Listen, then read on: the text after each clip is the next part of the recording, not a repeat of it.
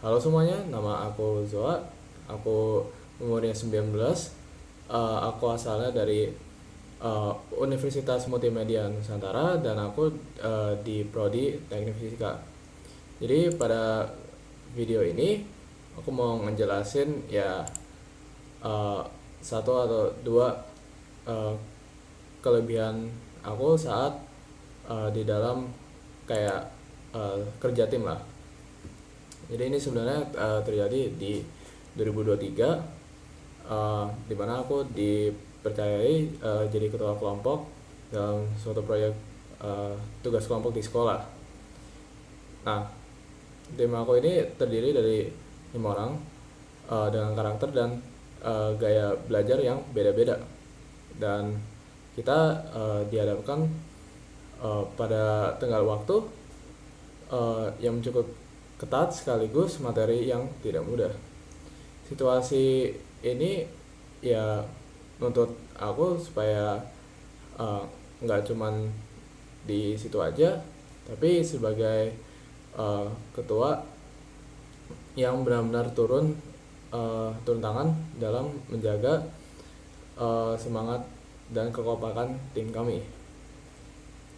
Nah, kelebihan pertama aku yang aku rasa adalah aku udah lakukan dengan baik kemampuan mendengar secara efektif, karena di awal pembentukan kelompok aku mengajak seluruh anggota untuk duduk bersama dan berbicara secara terbuka, bukan langsung membagi tugas.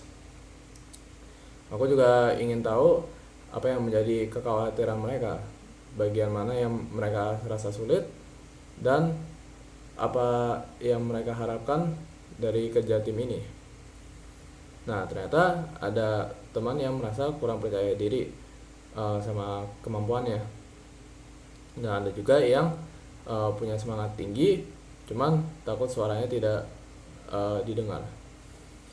Dengan aku tahu hal itu lebih awal, aku bisa menyesuaikan pendekatan kepada masing-masing anggota tim aku. Nah, aku bukan pemimpin dengan satu cara yang sama untuk semua orang, melainkan menyesuaikan gaya komunikasi tergantung siapa yang sedang aku ajak bicara. Hasilnya ya anggota tim merasa nyaman untuk menyampaikan kesulitan dari sekarang, sehingga ya kita nggak numpuk masalah sampai mendekati hari pengumpulan. Nah, untuk kelebihan yang kedua ada kemampuan mendelegasikan tugas secara strategis berdasarkan kemampuan masing-masing anggota.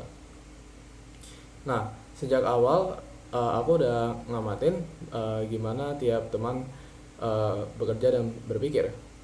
Ada yang sangat teliti dalam mencari referensi, ada juga yang pandai menyusun tulisan dengan bahasa yang rapi, dan ada juga yang cepat dalam memahami konsep dan menjelaskannya kembali. Daripada membagi tugas secara merata aja, aku menugaskan tiap orang pada bagian yang paling sesuai dengan kekuatan mereka.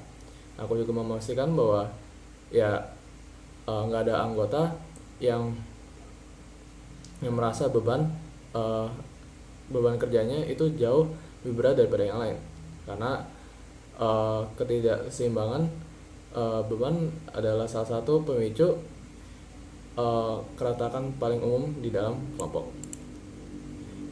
Nah, dengan pembagian yang tepat, setiap orang bekerja pada zona terbaiknya, kepercayaan diri mereka meningkat, dan alhasil keseluruhan pun jauh lebih baik. Tugas kami selesai tepat waktu dan mendapat nilai yang bagus dari guru. Nah, jadi dari pengalaman ini aku belajar kalau memimpin itu bukan soal jadi yang paling benar atau yang paling banyak bicara, tapi soal bagaimana membuat teman-teman di sekitarku bisa bekerja dengan nyaman, percaya diri, dan saling mendukung satu dengan yang lain. Oke, itu aja dari aku. Terima kasih.